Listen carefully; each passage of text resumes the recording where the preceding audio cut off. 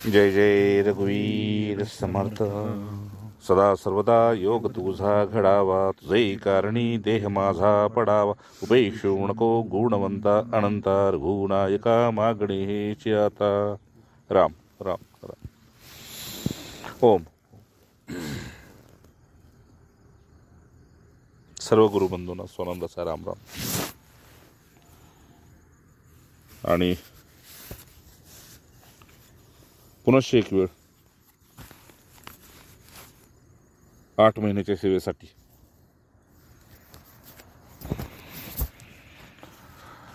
आपली तत्परता घेऊन स्वानंद पुन्हा कटिबद्ध होत आहे.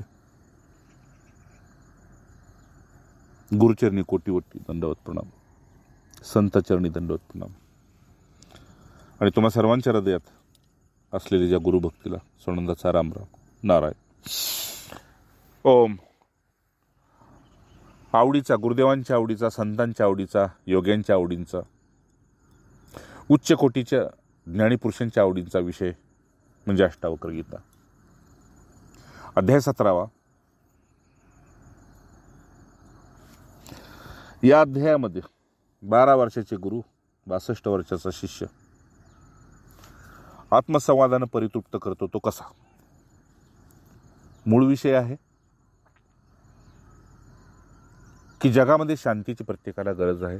शांती स्वयंभू आहे. शांतीसाठी काहीच करायचं नाही. अशांतीसाठी सर्व करतोय. अशांतीत सर्व करतोय. हे ज्या विवेकवान पुरुषाच्या लक्षात आलं त्याला भाग्यवंत म्हणायचं. का तर उपनिषदाचं एक वाक्य आहे की बुद्धीच्या घरामध्ये जर तुम्ही विवेकाचा दिवा जळता, नंदादीप जळता ठेवला जळत, बुद्धीच्या घरात विवेकाचा नंदादीप जळत ठेवला तर अंधार कुठेच पडणार नाही. ज्ञानेश्वर माऊली म्हणते 2 खोल्याच्या मधल्या उंबरट्यावर जर तुम्ही दिवा जळत ठेवला तर अंधार कुठेच पडणार नाही. आदवळ. तसं ज्याला संसारात शांती हवी आहे त्यांनी निरपेक्ष राहावं. आणि कर्मानंतर भगवंतावर सोपवून द्यावं. प्रयत्नानंतर भगवंतावर सोपवून द्यावं. कष्टानंतर नियतीवर सोपवून द्यावं. ही निरपेक्षता तुम्हाला स्थिर संसारात करते. आणि परमार्थामध्ये सत्पुरुषाच्या स्मरणात असेल, स्वाध्याय साधन तपस्येत असेल तर आतली शांती हालत नाही. सांगायचा अष्टावक्रांचा आशय आपल्याला एवढाच आहे जनकाला की हे बघ जनका, पहिल्यांदा मला हे सांग की तुला हाव कशाची आहे, तीव्र हाव कशाची आहे, मोक्षाची का संसाराची, मोहाची. माझ्याकडून काय प्राप्त करून घेण्यासाठी माझ्याकडे आलेलं आहेस. तसं खऱ्या अर्थानं संसारातील हवं असेल आणि परमार्थातील हवा असेल, सत्पुरुष दोन्ही ठिकाणी तत्पर आहे. पण अधिकारी पुरुषाचं जर वैराग्य जागा होत नसेल तर त्याच्याकडून ती भोग काढून घेतो. आणि विवेकी पुरुष अनासक्त असेल तर त्याला पुत्रवत सहाय्य होतो.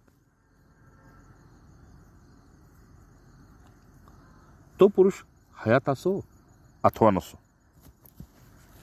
समजलं. कारण ज्यांचं येणं जाणं नाही हे सिद्धीला गेलं तेच साक्षात्कारी पुरुष आहे. जनका, मी पुन्हा एकदा विचारतो, तुला काय हवं आहे ते सांग. तुला खरोखर मोक्षाची तीव्र इच्छा आहे का मोहांधा आहेस. आणि जर तुला खरंच मोक्ष प्राप्त करून घ्यायचं असेल तर तुझ्याकडे जिद्द किती आहे. केवळ इच्छा नको, तुझ्याकडे जिद्द किती आहे. आणि त्या जिद्दीचं मोजमाप तुझ्या अहंकारावर आणि तुमच्या ममतेवर अवलंबून आहे.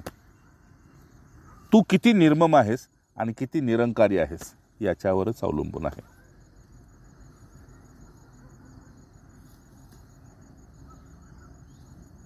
का तर दृश्याबद्दल आणि देहाबद्दल ज्याला ममता असते, अहम असतो, तो कधी ज्ञानी आणि योगी होऊ शकत नाही. ठीक आहे ना, कधीच होऊ शकत नाही. मग जसं भगवंताने म्हटलंय हे दुःखालय, तर तो वाटेकरी दुःखाचाच होतो.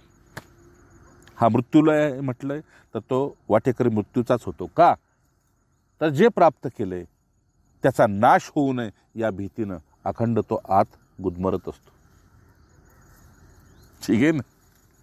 मी काय विचारतोय जनका, तू मला हे सांग, तुला नेमकं काय पाहिजे ते तू आधी ठरव आणि मग माझ्याकडे त्याची मागणी कर.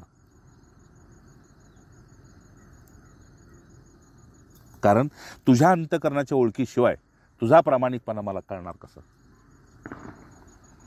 तुझ्या अंतकरणाची ओळख मला तू करून दे आणि मग मी माझ्या योगसिद्धीनं पाहिन की तू खरा आहेस की खोटा आहेस. सही बात आहे. पण तुझ्या जिभेवर सत्यमोचमे धर्ममचर काय आहे मला पाहू दे. तथापि न तव स्वास्थ्यम सर्व विस्मरणाध्य. हे बघ जनका, असं जर नसेल आणि याची अनुभूती मला जर आली नाही आणि तू त्याची प्रचिती घेतली नाहीस आणि मी दिली नाही, तर मग हे पहा, माझ्या जाग्यावर तुला कोणी महादेव उपदेश करू दे, विष्णू करू दे, नाही तर साक्षात ब्रह्मा येऊन करू देत. हा विषय मागे केला होता. पण या तिन्हीतलं कुणीही तुला उपदेश करू देत. अरे साक्षात त्या परमपित्या परमात्म्याने श्रेयाचं रूप घेऊ दे, कृष्णाचं, रामाचं घेऊ दे, ऋषीमुनींचं घेऊ दे, कुणीही उपदेश करू देत. पण जोपर्यंत तुझ्या मनाच्या सगळ्या क्रिया थांबून भूत आणि भविष्याचा विचार तुझ्या आतनं तुटत नाही, सुटत नाही. का?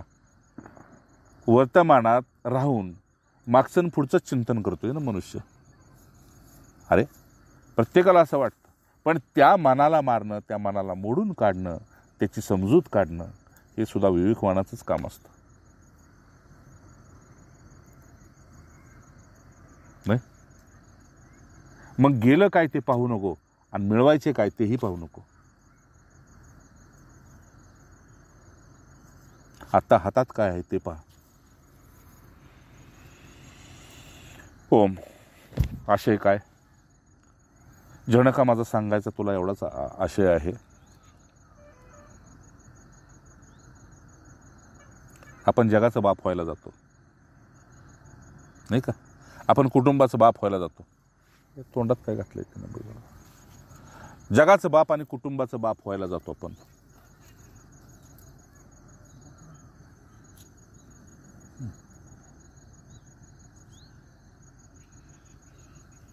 पण जोपर्यंत स्वतःची स्मृती स्वतःमध्ये स्थिर होत नाही, जागी होत नाही, तोपर्यंत साक्षीत्व आणि निर्विचारता वर्तमानाचा आनंद देऊ शकत नाही.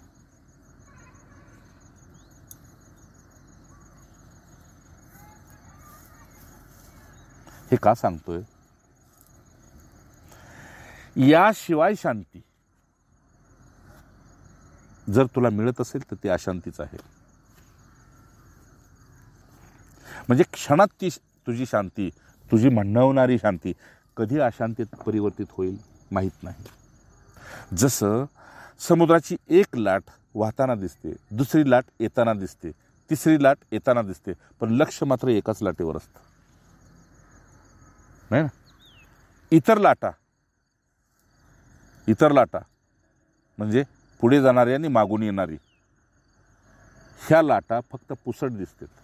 तसं वर्तमानाशिवाय भूत भविष्य पुसट दिसत असेल तर तू शांतीचा अधिकारी आहेस. मला समज घे ना.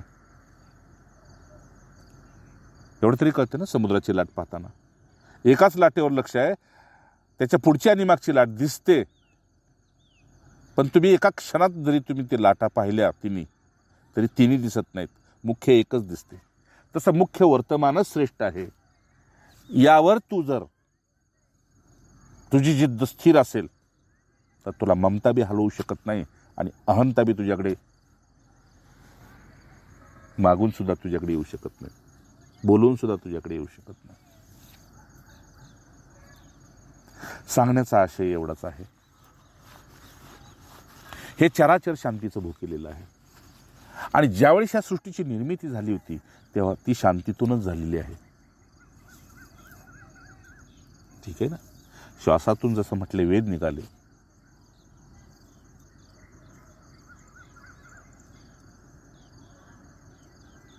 तसं विश्रांती स्थानासाठी जड चेतनानं हिची निवड केली. या पृथ्वीची जड चेतनानं विश्रांतीसाठी हिची निवड केली. आणि म्हणून भगवंतानं रचना बी कशी केली पहा. 12 तासात 24 तासात 12 तास अंधार, 12 तास प्रकाश. आणि मधला जो काळ ठेवला तो संधिकाळ ठेवला.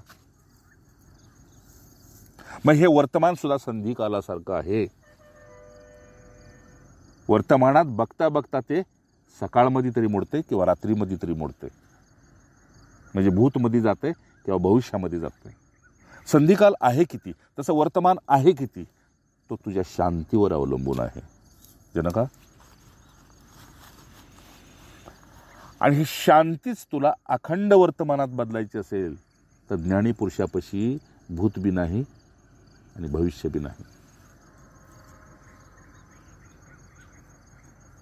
का? कल कभी आता नहीं, आएगा तो आज होके आता है. पूर्ववचन है ना. हाँ, कल कभी नहीं आता और अगर आएगा तो आज होके आता है. हो, पुनश्च तुला सांगतो, तस्मात शांती समाचार.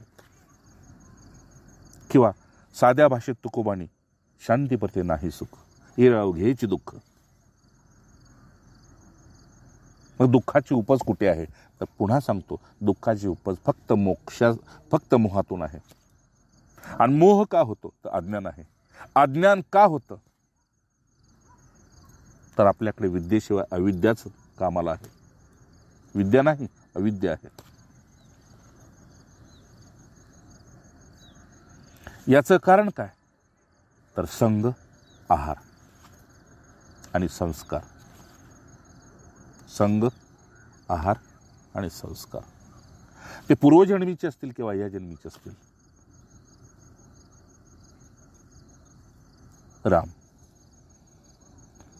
म्हणून आहार शुद्धी आणि संग शुद्धी असेल तर संस्कार शुद्धी आपोआप होते.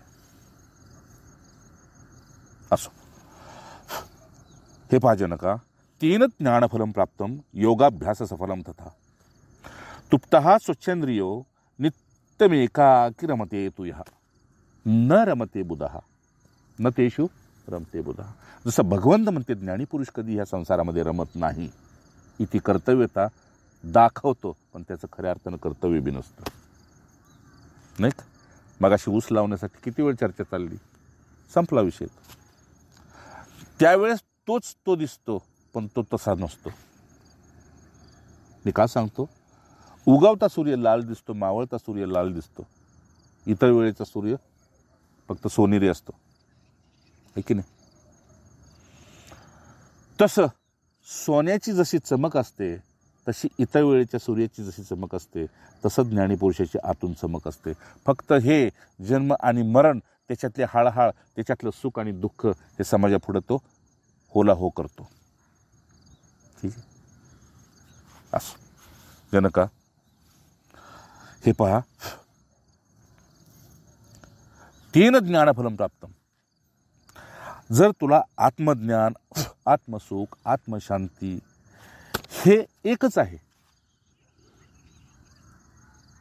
याच्यात काही भिन्नत्व नाही. शांती जर नसेल तर ज्ञान शून्य आहे. ज्ञान नसेल तर सुख शून्य आहे. म्हणून आत्मज्ञान, आत्मशांती, आत्मसुख हे सगळं एकच आहे. जसं ब्रह्मा, विष्णू, महेश हे तिन्ही एकच आहेत, पण कार्याकारण त्यांना विभक्त केलेलं आहे. कार्याकारण, भूत, भविष्य, वर्तमान एकच आहे, कार्याकारण विभक्त आहे. नाही, मधली लाटच मुख्य आहे. जनका, लाटेचा अंत आहे, शांतीचा नाही. ठीक आहे ना? लाटेला किनारा मिळाला की ती थांबते. शांतीचा अंत नाही.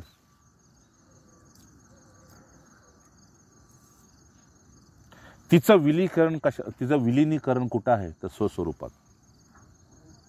आणि तिचं प्राकट्य कुठून आहे? तर स्वस्वरूपातून. हे ज्यांना कळालं ते आत्मज्ञानाचे अधिकारी होते. म्हणून जनका तेन ज्ञानफलम प्राप्तं योगाभ्यास सफलम तथा. त्याचाच खरा योगाभ्यास सफल झाला असं समज की ज्याला आत्मज्ञानाचं फळ अशा स्वरूपात प्राप्त झालं. आणि आत्मज्ञानाचं फळ त्याच पुरुषाला प्राप्त होतं जनक, ज्याचा योगाभ्यास सुफलित होतो. हा योग अभ्यास काय आहे? हा काळ आहे का योग अभ्यासाचा? म्हणून श्रेष्ठ योग अभ्यास सांगितला की स्नान संध्या आणि संत संघ. कलियुगात हेच श्रेष्ठ आहे. स्नान संध्या, संत संघ हाच एक योग अभ्यास आहे. योगायोगाने गुरुमंत्र मिळाला, गुरु मिळाले, संत संघ मिळाला. हा योगायोग आहे, महायोग आहे. अष्टांग योग करण्यासारखा आत्ताचा काळ मुळीच नाही असं सर्व संतांचं मत आहे. आहार शुद्धी नाही, संघशुद्धी नाही, वातावरण शुद्धी नाही, काहीच नाही. नाही का? ठणकावून सांगितलं कलियुग केवळ नामाधारा. हे नाम कुणामुळे मिळालं? गुरूंच्यामुळे. मग गुरूंचा तुझा योग झाला ना. का योगायोग होता? सहज ते म्हटले मी गेलो आणि अनुग्रह घेतला? नाही. अरे तुम्ही माझ्या मर्जीशिवाय इथं येऊच शकत नाहीत म्हणतात ज्ञानीपुरुष. तुम्हारी अपनी ताकद नाही आहे, मैंने खिच केला आहे. मला सांग, किती बी ताजं लोखंड असलं तरी चुंबकाशिवाय ते खेचलं जात नाही. आणि कितीही गंजलेलं असलं तरी ते चुंबक खेचायची ताकद त्याच्यात आहे. तसं आपण कितीही तामसी असो, कितीही राजसी असो, पण सत्वगुणामध्ये स्थिर करण्याची ताकद त्या पुरुषामध्ये आहे. जनका, महापुरुषांची एक अशी नजर आहे की शिष्याचे गुण पाहत नाहीत आणि दोष बी पाहत नाहीत. कारण गुण पाहिले तर त्या गुरुला आसक्ती होईल आणि दोष पाहिले तर शिष्य संकुचित राहील. ठीक आहे, की महाराज माझी योग्यताच नाही, मी त्या योग्यतेचं नाही. असो, हे पहा, तृप्त हा स्वच्छेंद्रिय. आणि असा योग अभ्यास त्याच पुरुषाचा सुफलित होतो जनका, ज्याने विषय वासनेचा परिणाम पाहिला. त्यागनंतर, ठीक आहे ना, आधी परिणाम पाहे. हे खाल्ल्यानंतर काय, ते पाहिल्यानंतर काय, ते ऐकल्यानंतर काय, ते भोगल्यानंतर काय. शब्द स्पर्श रूप रसगंधाच्या द्वारे विषय वासनांचा त्याग करण्याच्या आधी त्याचा परिणाम ओळख.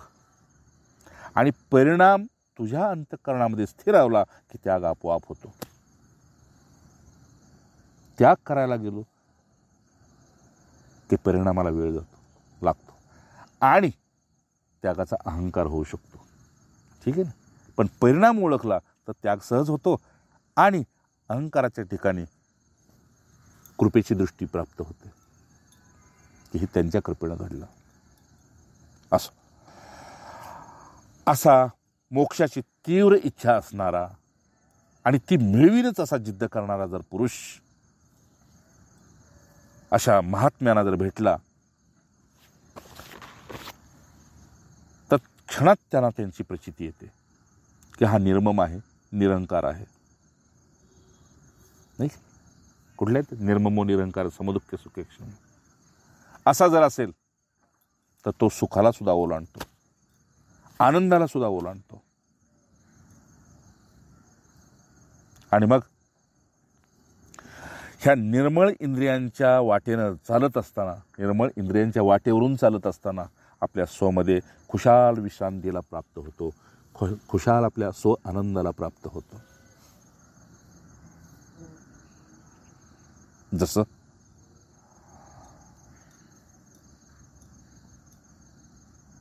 प्रवासी एखादा ट्रेनमध्ये बसला, गाडीत बसला, त्याचा मुक्काम आला की तो उतरतो, मुक्काम आला की तो उतरतो.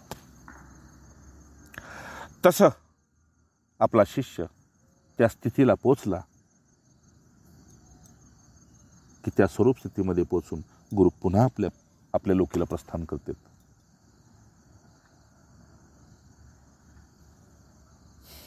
जनका, या संसारात तत्वविज्ञानी याचमुळं कधी खेदाला प्राप्त होत नाहीत. का बरं? कारण मोहाला बळी पडत नाहीत, कुणाच्या स्नेहाला बळी पडत नाहीत, कुणाच्या आसक्तीला बळी पडत नाहीत, कुणाच्या निंदेला बळी पडत नाहीत, कुणाच्या स्तुतीला बळी पडत नाहीत. म्हणून असे तत्वविज्ञानी खेदरहित असतात.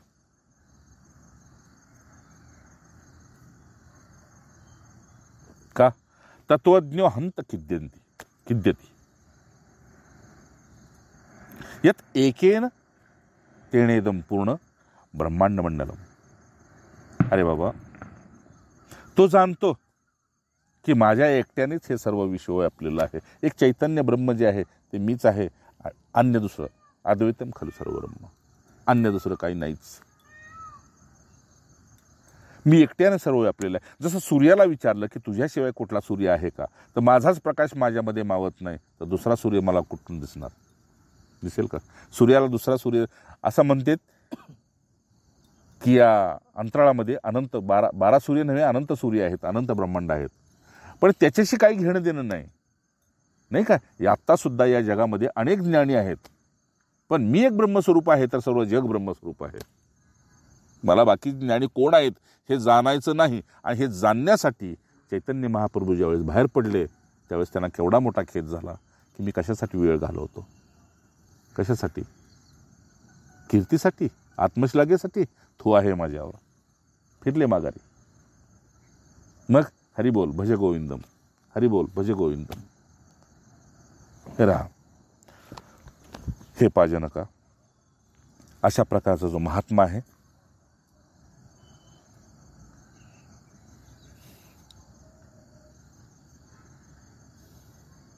तो शेवाळ जसं पाण्याला झाकतं तसं ह्याचं स्वरूप, याचं ज्ञान याच्या स्वरूपाला झाकून टाकतं. याचं ज्ञान याच्या स्वरूपाला झाकून टाकतं. वर ज्ञान आहे, आत स्वरूप आहे. ज्ञान स्वरूप आहे, पण वर ज्ञान आहे, आत स्वरूप आहे. ते स्वस्वरूप आहे. असा व्यापलेला पुरुष तुला काय सांगू, त्याला द्वैताने कधी खेद होतच नाही.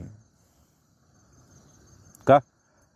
खेद द्वैताने होतो, पण त्याला द्वैत कधी त्याच्यामध्ये उत्पन्नच होत नाही. मी वेगळा आणि तू वेगळा, हे माझं आणि ते तुझं, अहम आणि मम, हे कधीच त्याच्यात होत नाही. आणि हे अद्वैत असल्यामुळं अद्वैताला खेद कुठे? असो, समाप्तीपूर्वी पुन्हा एकदा तुला सांगतो काय, न जातु विषया के अपि स्वारामम हर्षयंती.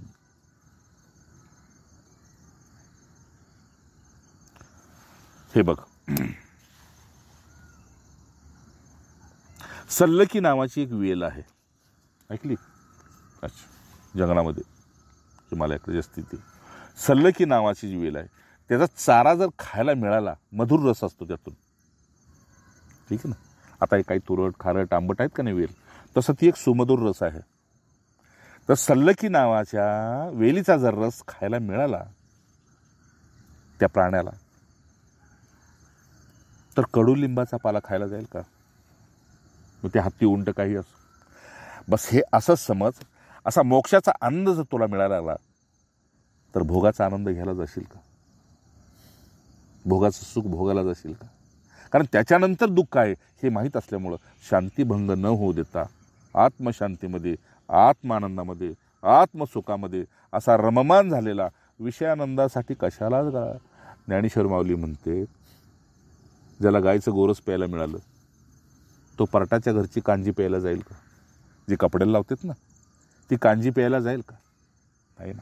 सुपाच्य शरद ऋतूतली खीर खायला मिळाली, गोदुग्धानं भरलेली, बरं का, तर पिळून काढलेला पू असतो ना, पातळ पू, तो खिरीसारखाच आहे. दिसतो ना, बघितलं तुम्ही? हां, किंवा कांजी म्हणते तसाच तो दिसायला असतो पू. तर तू चुकून सुद्धा तिकडे म्हटले नजर मारत नाही, नाक धरतो. बस हा संसार तसाच आहे. का? रागद्वेषानं भरलेला. त्याचं कारण संसाराचं की ह्याला मोक्षाची इच्छा नाही. मृत्यूचं भय आहे, पण मोक्षाची इच्छा मुळीच नाही. भय मृत्यूचं आहे पशुपक्ष्यापासून सर्वांना, पण इच्छा मोक्षाची नाही. आणि ज्यावेळी हातचं जातं, सर्वस्व जातं, कुटुंबापासून, देहापासून, समाजापासून परिपूर्ण त्याला विरक्ती येते, त्यावेळेस वेळ संपलेली असते. म्हणून वेळ असताना ज्यानं हे प्राप्त करून घेतलं जनका, तो भाग्यवंत आहे. आणि तो निंबपल्लवा म्हणजे त्याप्रमाणे तो आत्मानंदामध्ये झाल्यानंतर या मृत्यूलोकात पुन्हा फिरून त्याचं कधीही येणं होत नसतं. कधीही. जसं मावळलेला सूर्य उगवेल द्वैत लोकामध्ये, पण अद्वैत लोकामध्ये पुन्हा त्याचं कधी मृत्यू लोकात येणं नाही. पण मृत्यू लोकातून पार होण्यासाठी ज्यानं आव्हान केलं, त्याच्यासाठी मात्र त्याचं प्राकट्य आहे. समजलं ना? मृत्यू लोकातून पार होण्यासाठी ज्यानं आपलं तळमळ व्यक्त केली आहे, ज्यानं आपला भाव व्यक्त केला आहे, त्याच्यासाठी तिथं त्याच्यातूनच त्याचं प्राकट्य आहे आणि त्याच्यातच त्याचा लोप आहे. समुद्रातूनच लाट उठते, समुद्रातूनच फेन उठतो, म्हणजे बुडबुडे. ठीक आहे ना? आणि समुद्रातूनच शैवाळ तयार होतं, पाण्यातूनच. तसं तुझ्यातूनच ते प्रकट होतं आणि तुझ्यातच तुझा लोप करून ते निर्लेपपणे लोप होतं. असं पुन्हा एकदा सांगतो, तुला खरोखर मोक्षाची तीव्र इच्छा असेल, तुझी जिद्द असेल आणि देहाबद्दल तशी तीव्र ममता आणि अहंकार नसेल, तर तुला फार वेळ लागणार नाही, फार काळ लागणार नाही ते ज्ञान, ते सुख, तो आनंद भोगण्यासाठी.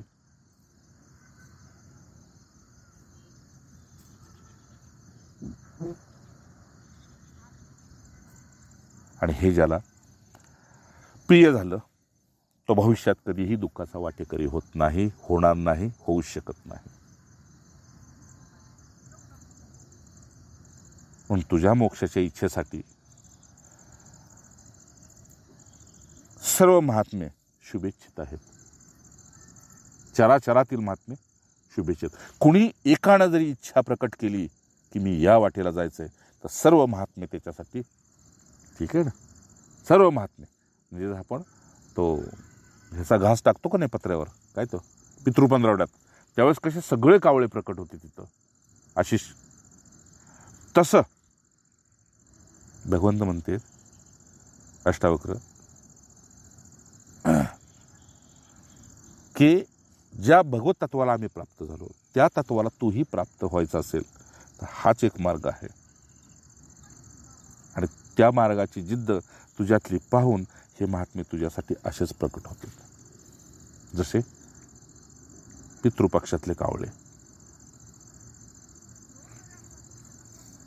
जय जय अवधूत तनसी राम राम राम राम राम राम. ओम.